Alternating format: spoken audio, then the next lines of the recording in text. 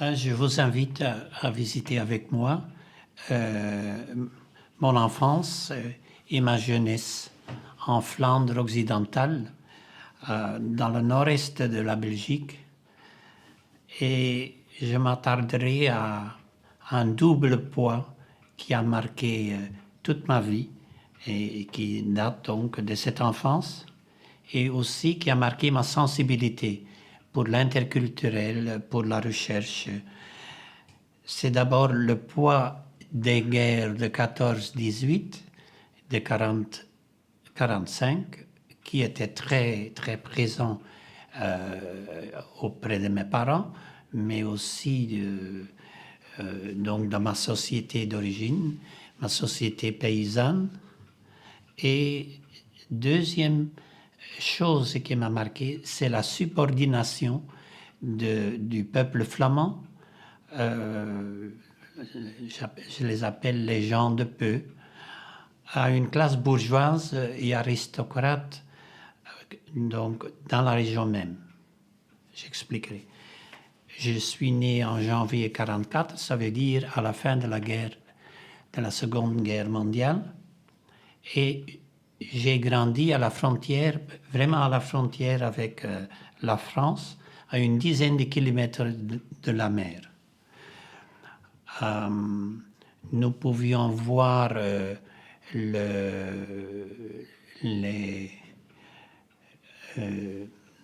la tour qui guide les bateaux de la ville de Dunkerque en France, dans le nord. Et la grande ferme parentale s'étendait donc le long de la frontière française et il y avait un petit chemin qui était appelé le chemin commun où il y avait continuellement des douaniers, toujours en couple, enfin deux douaniers, soit français, soit flamands, mais les paysans de la région avaient tout un système pour annoncer qu'il y avait douaniers sur le chemin commun, de sorte que pendant ce temps, il ne fallait pas traverser la frontière avec des animaux ou avec des biens, des marchandises, etc.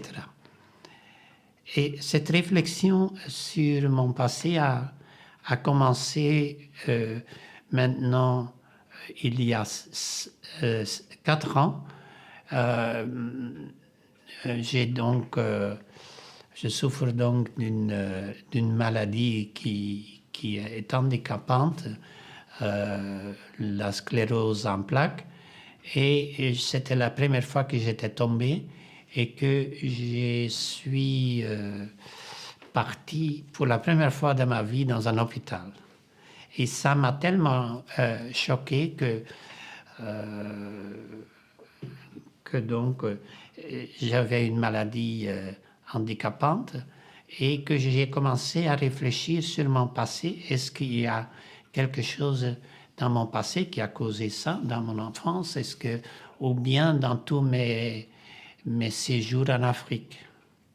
Donc, la sclérose en plaques, les médecins s'en moquent quand vous les suggérez que peut-être c'est ceci ou cela.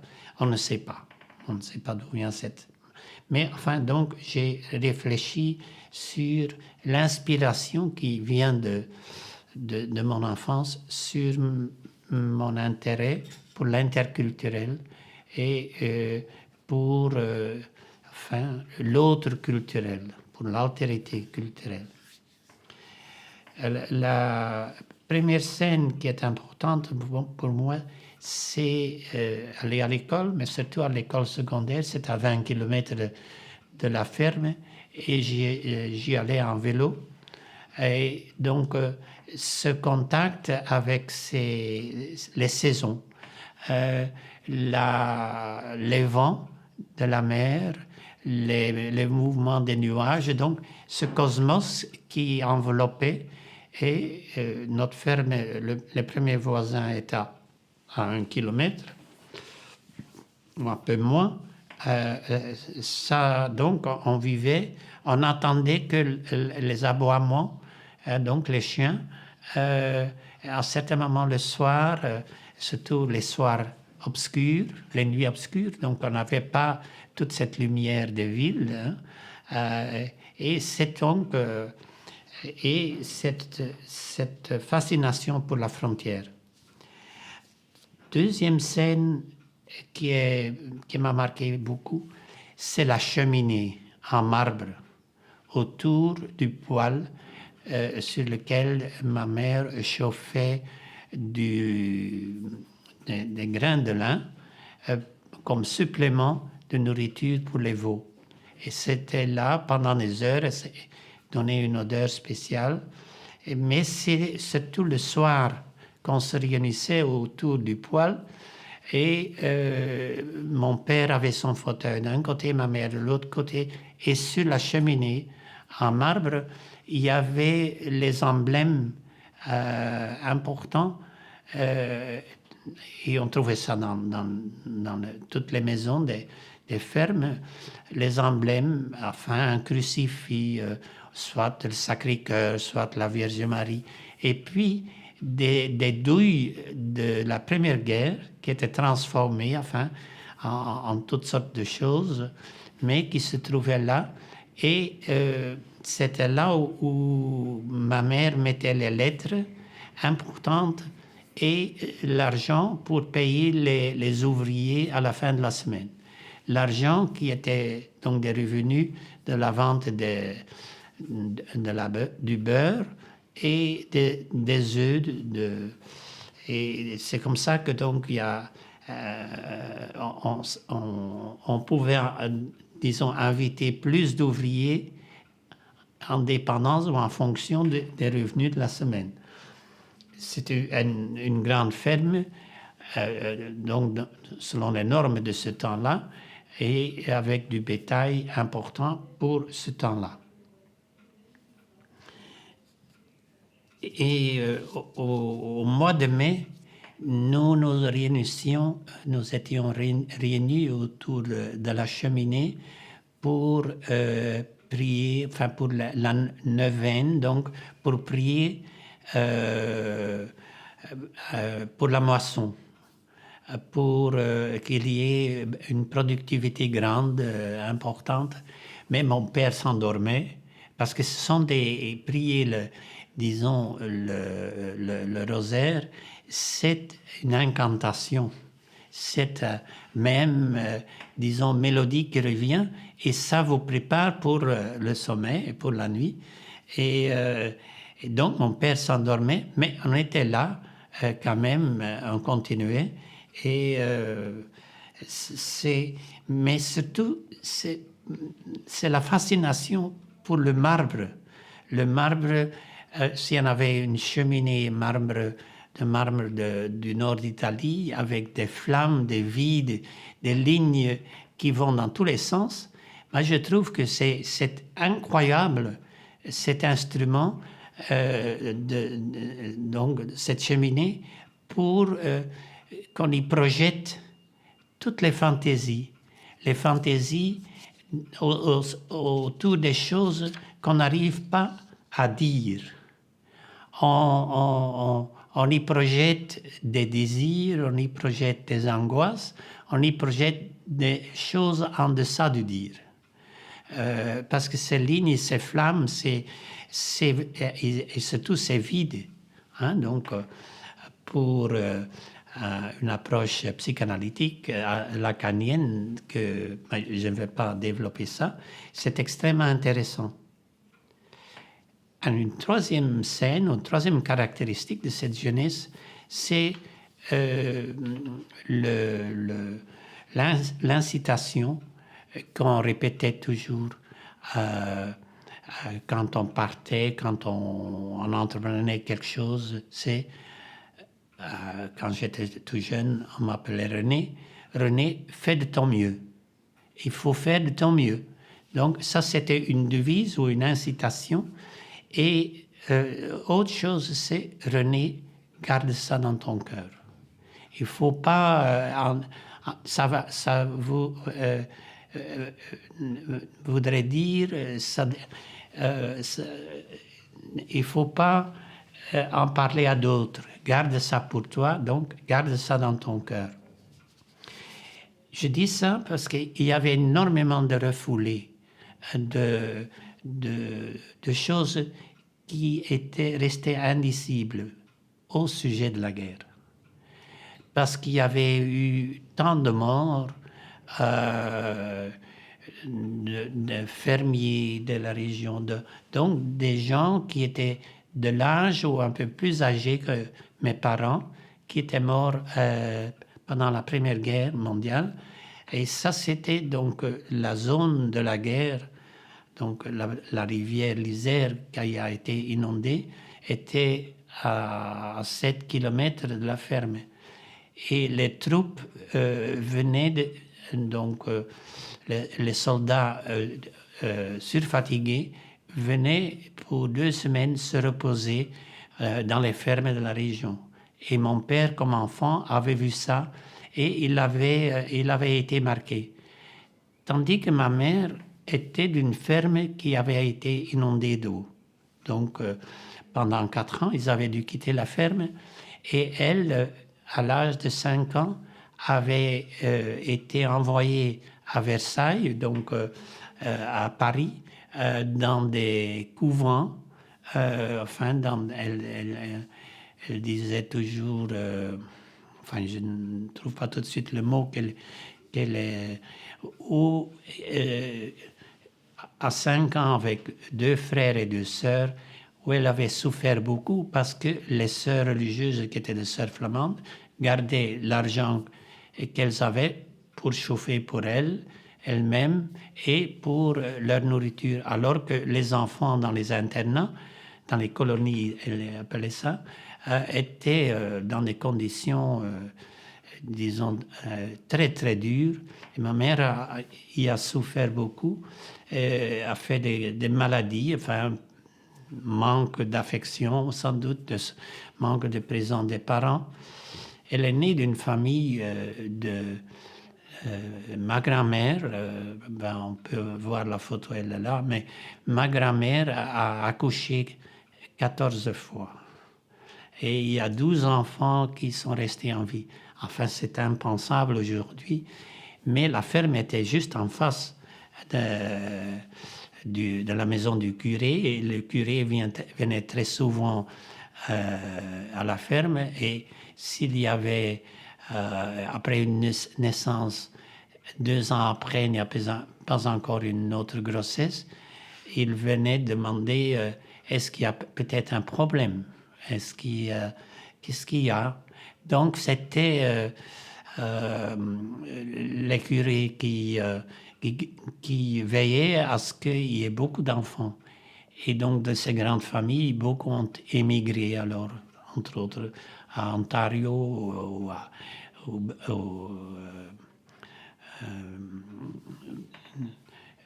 donc, enfin, dans diverses parties du monde, en Australie et en France. Mais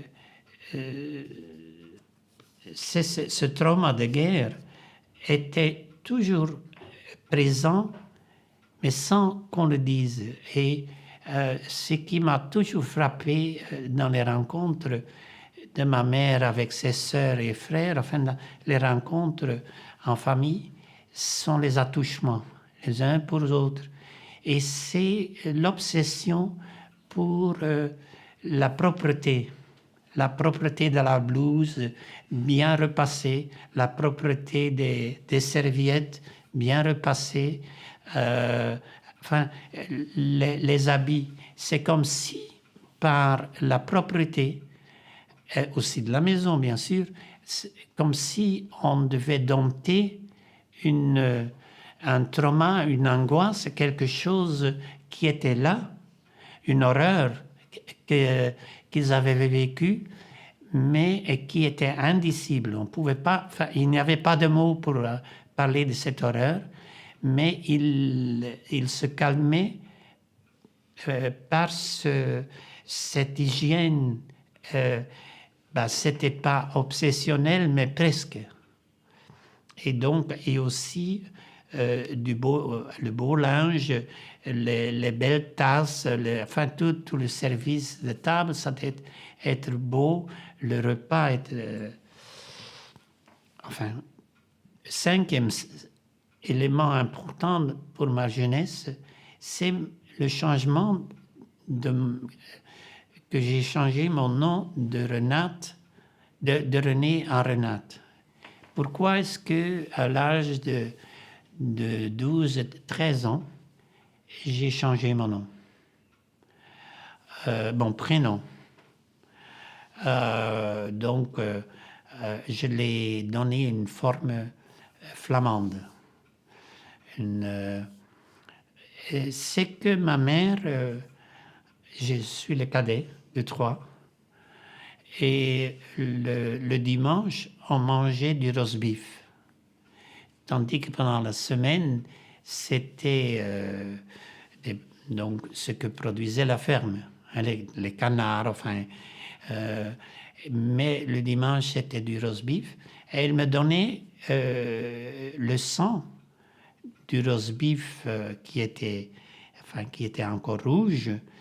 Et elle ajoutait, je te le donne parce que ton oncle René aimait ça. Et je l'ai nourri les derniers mois de sa vie. Donc, mon oncle René est mort en 1938. On n'avait pas le terme, mais enfin d'un cancer cérébral, parce qu'il avait tombé mal, et ça a été mal soigné. Enfin, on n'avait pas encore les moyens d'aujourd'hui. Et il est mort dans les bras de ma mère. Ma mère l'a soigné les derniers mois. Et elle a donné ce nom à moi. Mais c'est encore plus complexe.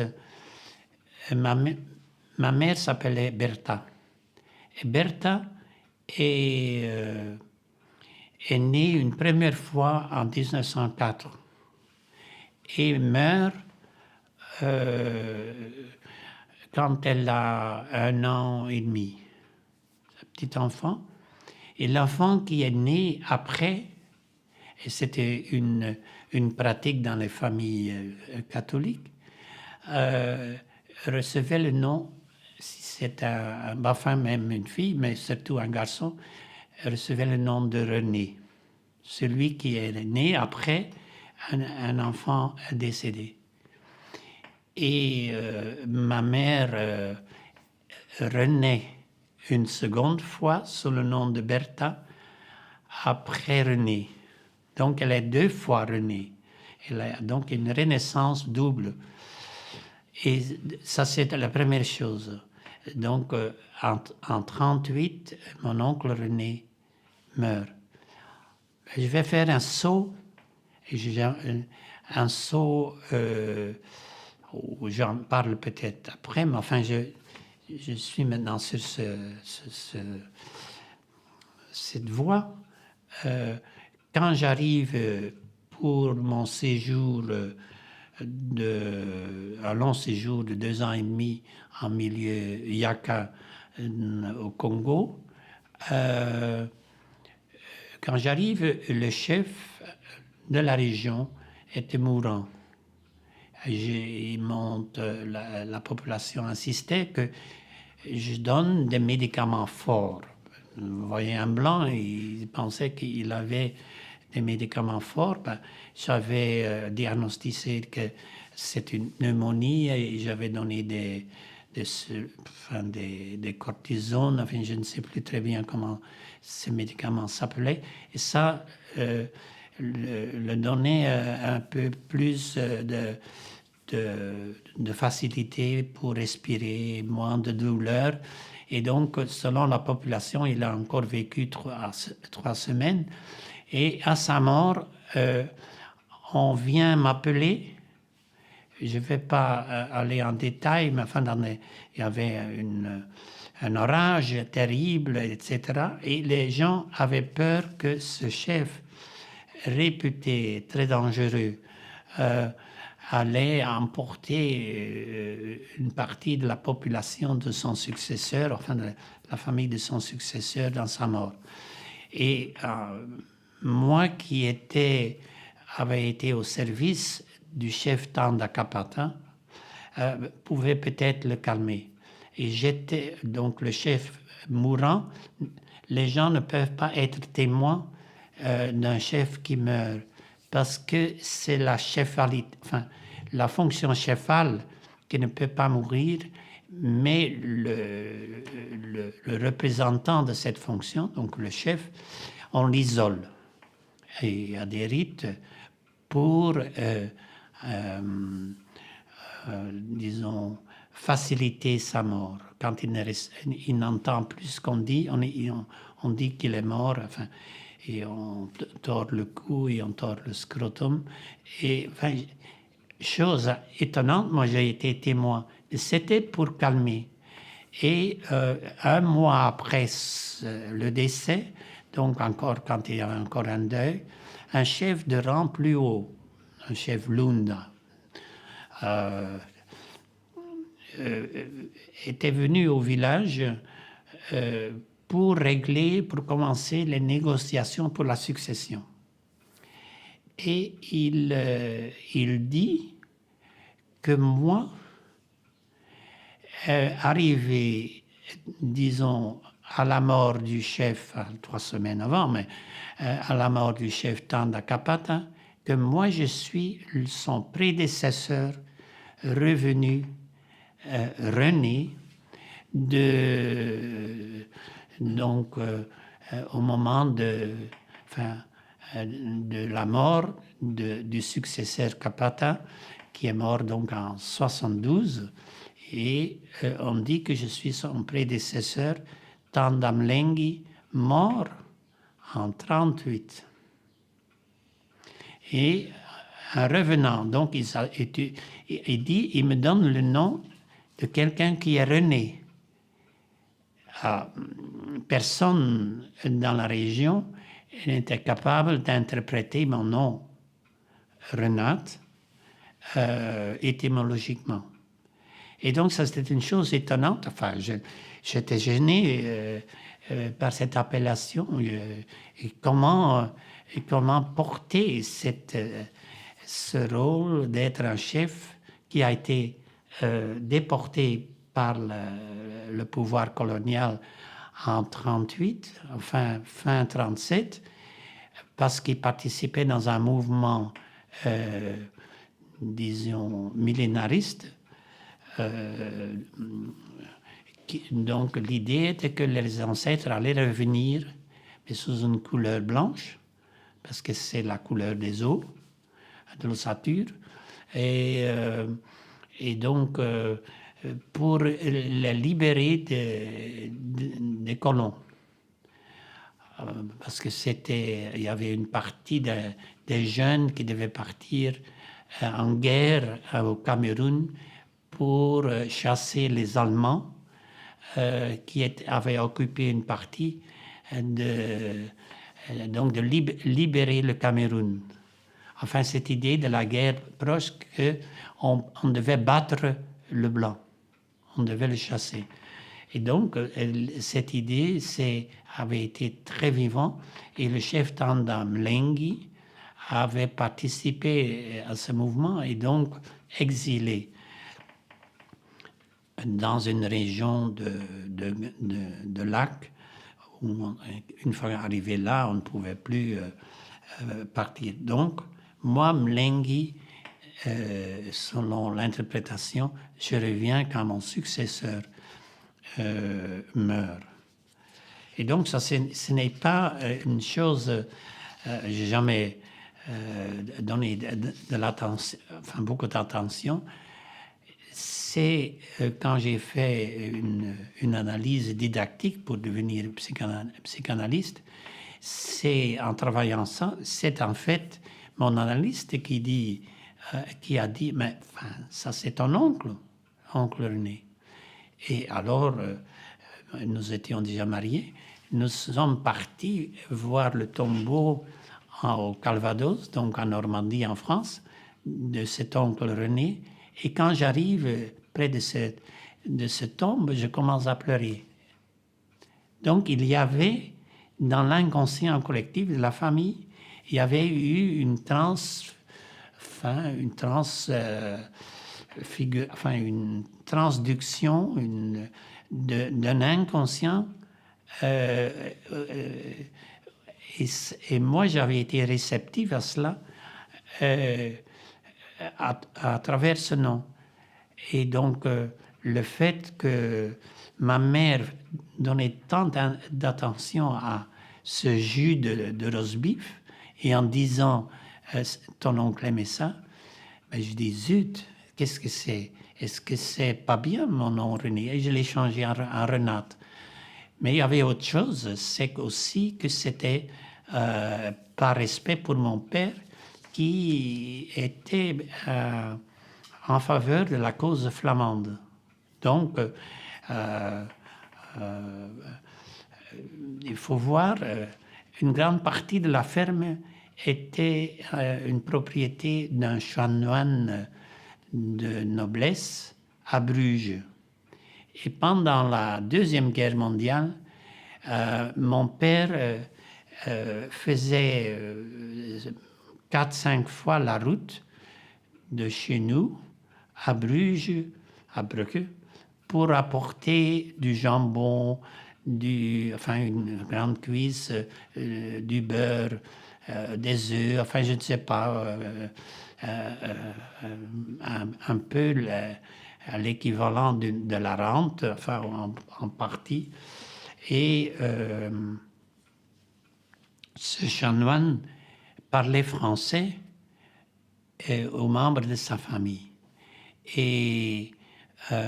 Mais parlait flamand à la dame qui qui entretenait la maison, et parlait français à mon père. Donc là, il se montrait comme propriétaire. Donc j'avais appris que la langue française est la langue des usuriers, de ceux qui ont du pouvoir, et tandis que le flamand est pour les gens d'en bas, pour les gens de peu. Et donc, voilà ce que ce nom, c'est là les différentes scènes de ma jeunesse que je voulais esquisser, parce qu'elles déterminent mon intérêt 30 ans plus, 20 ans, 25 ans plus tard, et détermine encore toujours mon intérêt, et davantage depuis ma maladie que je creuse tout cela dans une réflexivité qui déblaye, et qui, être anthropologue, devenir anthropologue a des racines, enfin chez certains. J'ai vu auprès des étudiants de doctorat la même chose, mais pas tous. Voilà, je voudrais clôturer cette première partie de ma jeunesse et de mon enfance.